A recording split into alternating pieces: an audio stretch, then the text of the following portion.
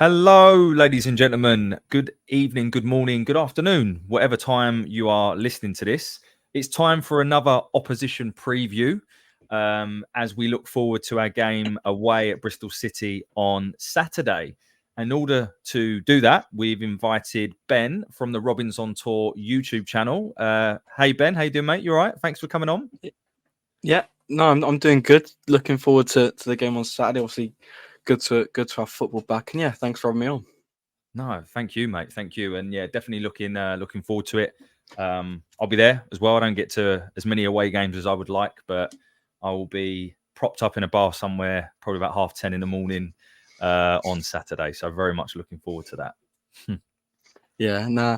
I mean, like I said, I missed the first game as I was away in Turkey, so I'm glad to be back.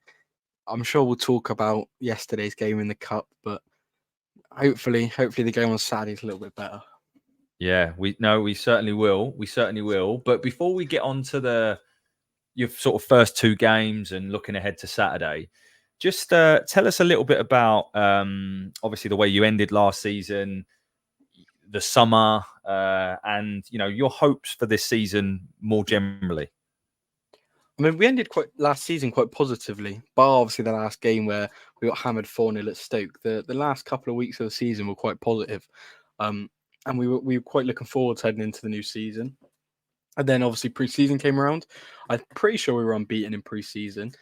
And from what everyone saw, it was again positive going into the season. We hadn't really lost anyone of great significance. Obviously there's the rumours, well not rumours, sort of the guarantee that Tommy Conway's leaving now. So we've had to fill that gap. But we've brought in obviously Armstrong from QPR and Fali Mayulu from France, I think it was. And then, like I said, we haven't lost anyone of great significance. We brought in some players that, can really improve us, especially in that sort of attacking area where we lacked this season. I mean, I'm sure you saw from the games we played against you, so many times we just couldn't create any chances and do anything in the final third. So that's sort of what we've been targeting in the summer. Obviously, our backline last year, especially the second half of the season, was quite good. Obviously, with Rob Dickey and Zach Viner, they were solid at the back. So, yeah, the summer was quite good. And I think heading into the season, we were all just hoping for another improvement of last year. So I think it was an 11th place finish last year, 11th, 12th. So I think we were aiming for sort of top 10 this year. And on Saturday, I'm sure we'll go on to it, but really disappointing not to start the season with 3 points, and probably should have been 3 points as well. Yeah, and we certainly will touch on the first two games and sort of performances, but you touched on there your two new signings. I'm not even going to try and pronounce the French lad's name again, but I am pretty pretty well versed in Sinclair Armstrong in terms of what he is and what he's about. I know quite a few QPR fans, and their point of view was that they were disappointed to lose him, but that was kind of one story, if you like. And on the other hand, they were like, I can't believe we've got as much money for him as we did. What's your view on Sinclair Armstrong and what you've seen of him over pre-season in the first couple of games? From what I've saw, I've really liked him. But then again, I have only seen probably about an hour or so of actual compared to football of him. But what I've seen, I really like. Obviously, he's that strong sort of target man. But then on the other hand, he's also fast and pacey. I mean, I was speaking to a QPR fan last night on the championship group, and he was saying the one thing that let him down at QPR was his end products and finishing. And we've seen that with so many strikers at City over the last few years, and we haven't seen that yet from Armstrong. He hasn't had a chance to sort of show us that. So obviously, come 10 games in or something, it could be a different story. But from what I've seen so far, I really do like him. And it's similar with Fali Mayulu as well. He's sort of tall, strong striker with a bit of pace as well. I'm just hoping, they both have that end product that we've been missing over the past couple of years that have probably held us back from being one of those teams, pushing for top 10 and maybe even a bit higher. Yeah, we'll see how it plays out. Whenever I've seen Sinclair Armstrong, I would describe him as just dangerous. Someone that, as you said, he's got all the physical attributes to cause any team's problems. I think just whenever I've seen him, it's been his finishing that lets him down. So let's see how he gets on with you. So you also had a change of manager, sort of, not too long ago. I know the Championship's a bit of a merry-go-round when it comes to managers, but what's your take on Liam Manning? Again, it's a weird one because from the end of last season, obviously, it was a lot more positive than what we saw under Nigel Pearson, and we were just playing that more attractive attacking football. And you thought he's a new manager, so it's going to take a bit of time to fully gel. And I think we still haven't fully gelled in a fact that we're not winning games we should be winning. We're creating more chances than we were, which obviously is a bonus. We're getting into the final third more than we were, but we're just not. We're sort of one pass away, if you know what I mean. One pass away from scoring more goals, winning more games. So I'm just hoping that comes with the new signings. We've got Scott Twine in the works and a West Ham youngster, George Earthy, I think, as well, that is pretty much confirmed, but not confirmed yet, if that makes some sense. So that's two attacking midfielders hopefully coming through the door by the end of the window, which maybe might help us, with that final pass in the final third, but we're just going to have to wait and see. Yeah, Scott Twine's an interesting one. We've been linked with him before. Has he been on loan to you before? Or have I made that up? He has, hasn't he? End of last season. Yeah, so that'll be an interesting one. I think he's definitely got something to prove for me at Championship level. But if he can find a home, I'm sure he will. So let's talk about then. You've touched on their recruitment. You signed 2 strikers. You're looking at attacking midfield now. Your back line is pretty solid. I tend to agree. I'm a big fan of Zach Viner, actually. Yeah. Big fan. I think he's got all of the attributes you'd want from a modern day centre back. But talk to me about then your 2 games. So 1 league, 1 cup, 1 draw, 1 loss. Let's start with your opening day draw. Like, what was your take on that? Well, like I said, I was in Turkey, so by the time I actually got signal and I managed to log on, I think we were about 16 minutes in, if I remember rightly. And in the City group chat from a few of the guys who went, it was quite negative. And then until maybe the 20th minute mark, I could see where they were coming from. We were under the cosh a bit, and then from then on, we really controlled the game. I can't remember any sort of chances or major chances Hull had. We had a lot of the ball. The amount of times we got to into the final third, but on the edge of the box, and just like I said, didn't have that final pass. It was just a bit frustrating. And then late on in the second half, Mayulu came on for Armstrong. He scored a brilliant goal in the 83rd, 84th minute, I think. Chested it down, volleyed it. No look, I think, as well. So it was a very good finish. And then, I was saying to the guy I was watching it with, last season we went there, drew 1-1. So it's nice to see us improving from last season. But 30 seconds later, 89th minute, Joe Williams on a yellow card for no reason whatsoever has just jumped up and barged this whole player over and given away a penalty. And it's just so unnecessary. And then obviously they score that and we only come away with a point. But it's those sort of games that if you want to be up there, you've got to be hanging on to that. So it's frustrating, but it wasn't a bad performance.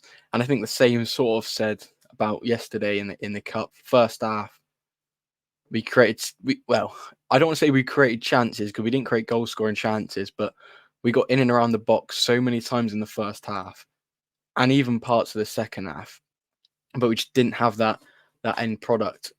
So it's a weird one. Second half, Coventry brought on some of their sort of main starting boys in the league, and they grabbed a hold of the game, and we were under the cosh a bit. And obviously they scored a really good goal on the counter attack, I think it was. So what it is what it is. But at the end of the day, it is in both the games it is sort of our fault. If you're going 70, 80 minutes, the better side and not scoring, then it's always going to come in it. Yeah, and I think getting a draw, just sort of remove yourself from the manner in which it happened. I think getting a draw at Hull. You take that. And I feel like Hull were a bit of an unknown quantity this season. They had such a very odd summer. From an outsider looking in, I expected them to, especially with the players they lost, to go out and sign lots, and they still might, but yet to do that. So I think they're a bit of an should have done unknown better last quantity. season, shouldn't they, as well? They should have been in the top 6. Should have made the playoffs. They should have done. A good side, to be fair, last season. And then Coventry, I actually tipped them to be in the top 2 this season. So I think I think they're a really good side. So there's no disgrace there. Did you make many changes to your game yesterday? I did look at your lineup, and it felt like a 70% full strength side. Is that fair?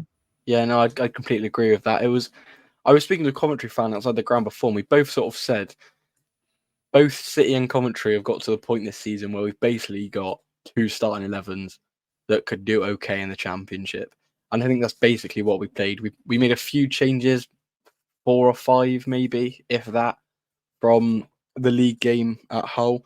But I mean, bar Stefan Badgett coming in goal, that side could probably, do a job in the Championship. And some of the players that played in the cup that maybe wouldn't get in our starting 11 for the league now, if we were full strength, they were starting last season under us. So yeah, I'd probably say about 70% is fair, and I think that's sort of same with Coventry. And then obviously, the substitutions that Coventry made and that we made probably did change the game. They brought on 3 of their top Championship stars, and Ellis Sims came on and scored, obviously, and we're bringing on the likes of Harry Cornick. No offense to him, but he's not quite Ellis Sims or Stuart Armstrong in that manner.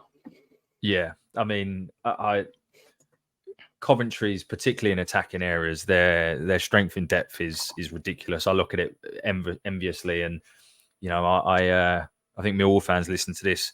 We certainly don't have 2 11s that would do well in the Championship. We barely have 1 available at the moment. So, we'll touch on that in a minute. But who's your one to watch for Millwall fans on Saturday? Who's the one that we should be looking out for and will cause us problems?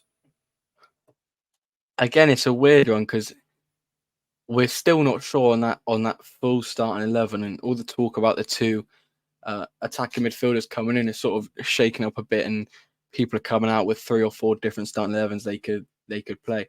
I think, like we touched on earlier, I think the strikers are going to be the ones to cause problems. It's so far Manning's been playing, one of them alongside Nahki Wells, which surprised me a bit. But Nahki Wells seems to be doing a lot better with that sort of big, strong striker next to him, and he's been causing teams problems. So I think if I had to pick one now, this early in the season, it's probably got to be the 2 strikers. But then I think our midfielders play a massive part. And Mark Sykes hasn't impressed yet this season, but obviously last season at times he was unreal. So, if he turns up on a good day, then he'll cause you a lot of problems. Similar with Anis Mehmeti on the other side. And then I think that the sort of central midfield as well, Joe Williams and Jason Knight and Max Bird, who came in the summer as well. He's looked very good in pre-season and so far in the last 2 games as well. So I'd probably say the 2 strikers I'm hoping will cause you problems, but then I think again it's going to come from the midfield as well to sort of feed them strikers in to cause you problems, if that makes sense.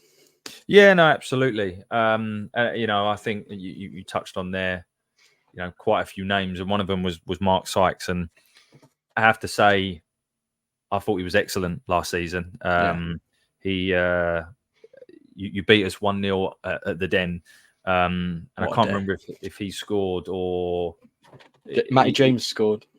It was Matty James, but I felt that Mark Sykes gave us a torrid time for the majority of the game, and whenever I've seen him, I've been really impressed. He's very direct, quick. So he was very good last season. Yeah, he'll be. He hasn't hit that form yet, though. He was poor on Tuesday. I thought it wasn't that he played badly. It was just his decision making in the final third. Like my head went last night, and it wasn't because it was a bad performance, but it was just, like I said, we were just one pass off, scoring 2 or 3 in the first half, and the majority of times Mark Sykes would get the ball on the right hand side. It was, and then just be closed down instantly and not manage to do anything with it. So that will obviously come with time playing with the new strikers. Because obviously last season it was Tommy Conway, who obviously wouldn't have wanted that ball whipped in the box. But now we've got, I like to say, a 7-foot striker, but he's obviously not. But you know what I mean? It's a tall, strong striker in the box. Target man. Yeah. Yeah. We're certainly missing. If we can start just whipping the ball in the box a bit more, then Armstrong and Mayulu are going to win headers, aren't they? Let's be real. They're 6'4", 6'5". They're going to win headers, so we just need to be whipping the ball in the box. But as soon as Mark Sykes starts hitting some form, I think, we'll be a much better side. But he hasn't got that quite yet. Hopefully he does on Saturday. Well, mate, I personally hope not, but we shall see. Who do you have as your top 2 in the Championship this season? You touched on there that you've got Coventry to go up. Like, who's your top 2?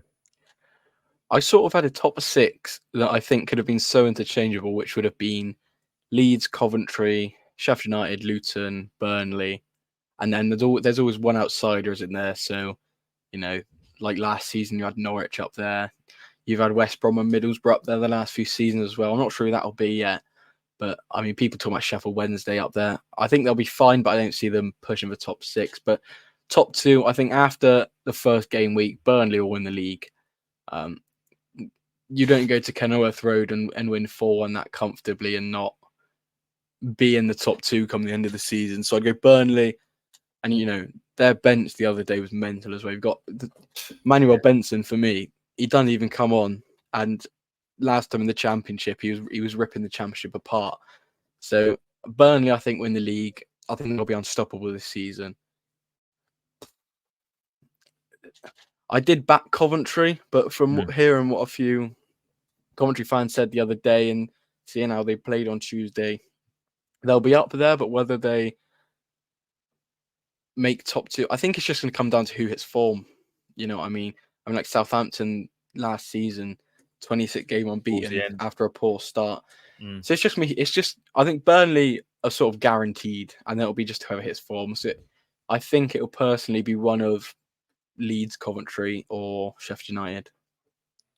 Yeah, I think that's a safe assumption. I've certainly got Coventry to be in my top 2, but I think that's predicated on them keeping their squad. And there's a lot of rumours around Gustavo and staying fit as well. Gustavo Hamer, Ben Sheaf potentially going. So yeah, he's injured at the moment. Actually, I think that's what one of them was saying yesterday.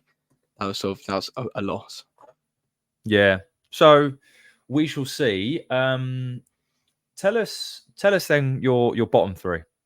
Oh, I did a video for a Plymouth fan at the start of the season, and I got stuck for 5 minutes trying to think of the bottom 3. I've got to go off the first game week, don't I? So Oxford have won 2-2 though, and they were sort of my guarantee to go down. I think Plymouth will go down. I didn't have them at the start of the season to go down. I thought they'd, similar to last season, they'd just scrape it, but I just don't see it. I don't see them sacking Rooney until at least October time, and I think the damage will be done by then. So I think Plymouth will go down.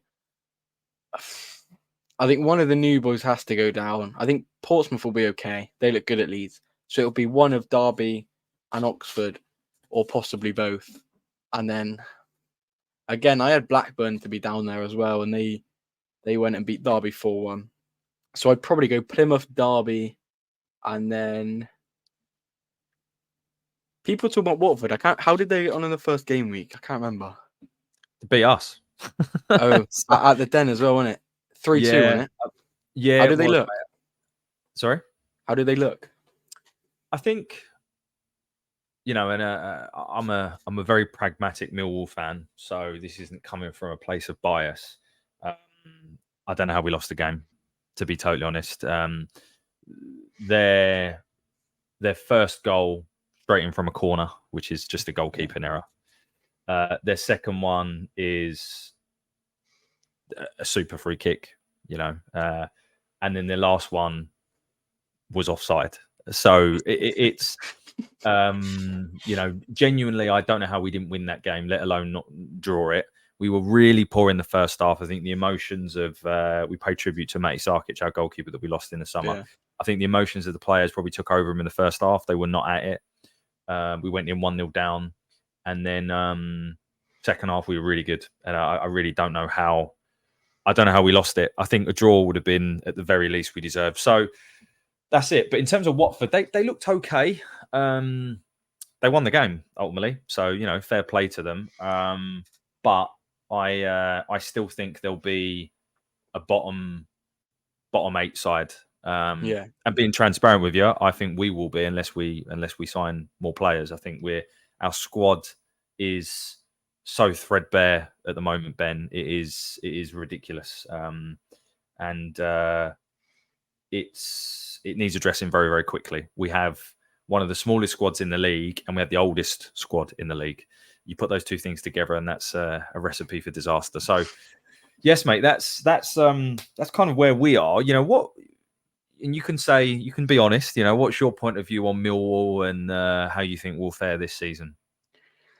It's a weird one because I said to everyone at the start of the year, this season's gonna be, you'd have a top 10 in the Championship, and then you're gonna have a massive gap between the rest of the league. And I think you've got a couple of clubs that have been in the division a long time now, who are just gonna start dropping off. I think Millwall are one of them. Like I said, I think Watford are one of them. I think Blackburn are one of them. I think us and Preston will sort of stay in that mid-table where we've been the last couple of seasons. But I think Millwall, Watford and Blackburn are just going to keep on going further down the league until either something changes or they end up in a relegation battle. And I think last season, obviously, you weren't sort of in a relegation battle, but you at times were sort of down there. And like you said, oldest squad in the league, smallest squad in the league. It's just not going to end well, is it? And I mean, is Joe Bryan still starting at left back for you guys? He is, and I would imagine he'll start on Saturday. He's a difficult one, mate. He's a real difficult one because he blew hot and cold, more cold than hot last season in his debut season. It's then come out over the summer that was playing with quite a bad injury the whole season. So I kind of expected to see a very different Joe Bryan in the first two games, and I don't think I have. He's one of those players that you can tell has a lot of quality in terms of, you can tell he's got Premier League pedigree. But I just don't know. There's something I can't quite put my finger on with Joe Bryan. But hey, you can't judge someone 2 games into a season, one of them being a cup game. So we shall see. But I would imagine he'll definitely start on Saturday. But give me your starting 11. Who do you think you'll start? You touched on some names there, but what do you think your starting 11 will look like on Saturday? Yeah. Well, firstly, I love Joe Bryan at City, so I'm glad to see he's still doing okay. And hopefully he doesn't have a good game on Saturday, but then rest of the season he can have a blinder. As for us, like I said earlier, it's with the new players coming, I don't think we've got the proper starting 11 just because of the amount of decent players we've got. And I mean, it's a problem we've never really had at City. We've always, the last 4 or 5 years, we've always had a sort of starting 11, and then if one of them gets injured, we're in a spot of bother. So it's quite nice now to have that sort of quality backup in a sense. I don't think there'll be many changes from the starting 11 against Hull. Right. So let me just find that, and I can tell you what I'd change if I was Liam Manning. So at Hull we had O'Leary, Pring, Dickey, Viner, Tanner. I'd be surprised if he changes anything about that back line. The only thing possibly would be Roberts in for Pring, but I don't see it. I think he'll stick with that. And then midfield 3 probably stay the same as well. Max Bird, Jason Knight, and Joe Williams. I'm pretty sure that will stay the same. And then up front we had Mehmeti, Sykes, and Armstrong as sort of a front 3. But then, like I said, it was changed to sort of Nahki Wells with Armstrong, or it was in the cup game anyway, and that seemed to work all right. I don't think it'll change much. The only thing that might change is the striker. Really, he'll switch between Mayulu and Armstrong until either he plays them together or one of them just hits form, basically. So I think that'll sort of be it. The defense will be the same. like you said, Viner and Dickey is a centre-back partnership and quality for us over the last season or two. Pring and Tanner are decent fullbacks. Midfield three's looking good. I like look of Max Bird. Jason Knight, obviously new captain. He was quality for us last season, so hopefully that can stay up. And Joe Williams, still a bit annoyed at him for that challenge at Hull, but again, he's been quality for us the last few seasons, so can't really put him down too much. And then Mehmeti and Sykes, like we said earlier, on their day can cause a ton of problems. I think Mehmeti's looked quite good in pre-season. So Sam Bell, but I think he came off a bit of an injury on Tuesday. So I'd expect it probably will be Sykes and Mehmeti. And then it's a weird one. I don't know who I'd play between Fally or Armstrong on Saturday. Because obviously they're similar players, but Armstrong's got more championship experience, and Millwall are one of those sides that will bully you, especially the strikers. You're not going to have much room to play. So maybe Armstrong, just because he sort of knows that sort of way of playing, but then, it might be nice to have something different that maybe Millwall might have to have a few challenges coping with. So it'll be that, and then maybe the odd change or two, especially whoever Manning picks up front, really. Yeah. I think our defenders would prefer to play against Fally than against Armstrong, to be honest, because they're not the quickest. And Japhet Tanganga, who's our sort of marquee signing, if you like, over the summer, is still suspended. So it'll be Sean Hutchinson and Jake Cooper, I would imagine, at the back. Sean Hutchinson actually scored against you last year and got the winner, but he's not yet fully fit and he's another year older. So we'll see how he deals with the pace of the game. But Ben, I now need to ask you your score prediction on Saturday. So in the last few years, Ashton Gate for Millwall has been quite a happy hunting ground. Yeah. I'm not going to reveal my score yet, but I don't see us winning on Saturday, if I'm being really honest. But give me your score prediction, and assuming you do have goals, tell us who'll be the goal scorers. If we get goals is the main question. I mean, coming into this before our chat, I thought Millwall would come out. It'll be a really tough game, but you've given me a bit of confidence after this chat. My pessimism has given you confidence. Yeah, I really don't know, because like you said, it's so early in the season. I mean, we could just turn up and it'd be the best game we've played in seasons, especially with the new site. Like, if our strikers are on form, they get 2 in the first half, then we could be in for a really good game. Although I don't think that will happen. I think that's literally just a dream. So I'll go for, I want to say 2-1, but I'm just trying to think if I see us scoring 2. Yeah, go on. I'll go 2-0. I'll back us for a 2-0. I think our defense is solid and we'll somehow manage to pick a goal out. And I'll go for whoever the striker is to score, so Armstrong or Fally, and then Rob Dickey from a corner. Why not? Okay. All right. So you're going 2-0. I'm going to go same amount of goals, but I'm going to have them even. So I'm going to go 1-1. I think that we'll take the lead, and it will be, I'm going to copy you, a corner. Big Jake Cooper up from the back. Bang. 1-0. And then you'll get a goal back and you'll bombard us, but we'll somehow just about escape with a draw, which, if I'm honest with you, given the state of the squad, I probably would take at the minute. Millwall fans listening to this probably think that I'm being a little bit too pessimistic, but 3 games in a week for a squad, as I say, that is very, very threadbare. It's a small squad anyway, but then you add on Zian Fleming, who's been our main man for the last couple of years. He's injured. Japhet Tanganga suspended. Billy Mitchell injured. And an aging squad trying to produce 3 games in a week. So I would probably take a point now, and if that's the case, I'll be cutting some shapes in Bristol, I'm sure, after the game. So we shall see, mate. We shall see. Are you going to the game on Saturday? Of course. Yeah, I'll be there. Good I'll be lad. there. Good lad. And you'll be doing one of your vlogs then, because I just want to give you the opportunity to share with the viewers how they can learn more about your YouTube channel.